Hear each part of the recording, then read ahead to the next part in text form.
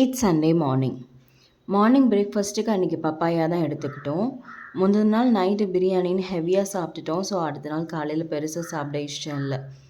So இந்த papaya முந்தின நாள் மார்க்கெட்டில் வாங்கிட்டு வந்திருந்தோம். ஸோ அதுவும் நல்லா பழுத்து இருந்ததுனால அன்றைக்கி பிரேக்ஃபாஸ்ட்டு அதவே எடுத்துக்கிட்டோம்.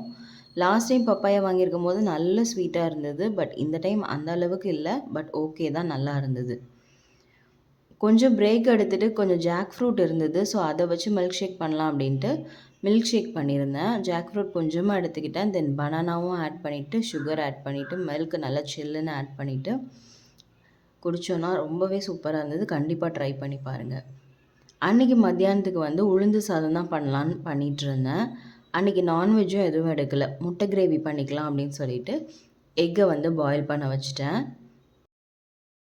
நம்ம பார்த்து பார்த்து ஒரு ரெசிபி பண்ணும்போது தான் நல்லா சொதப்பும். அன்றைக்கி வந்து உளுந்து சாதம் நல்லா பண்ணணும் அப்படின்னு நினச்சிட்டே பண்ணிகிட்ருந்தேன்.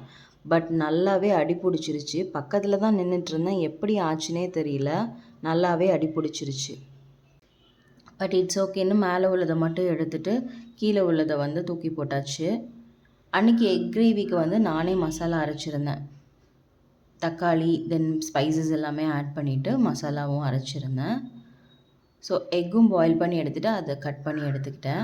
அன்றைக்கி வந்து உளுந்து சாதத்துக்கு தேங்காய் வந்து கொஞ்சம் கொரன்னு அரைக்கணும். ஹஸ்பண்டை வந்து அரைக்க சொல்லியிருந்தேன். அவங்க நல்ல தண்ணி ஊற்றி சொதன்னு அரைச்சிட்டாங்க. பட் பரவாயில்ல, நான் அதையே ஊற்றி உளுந்து சாதம் ரெடி பண்ணிட்டேன். ஈவினிங் ஸ்நாக்ஸுக்கு வந்து வேர்க்கடலை வந்து அவிச்சிருந்தேன்.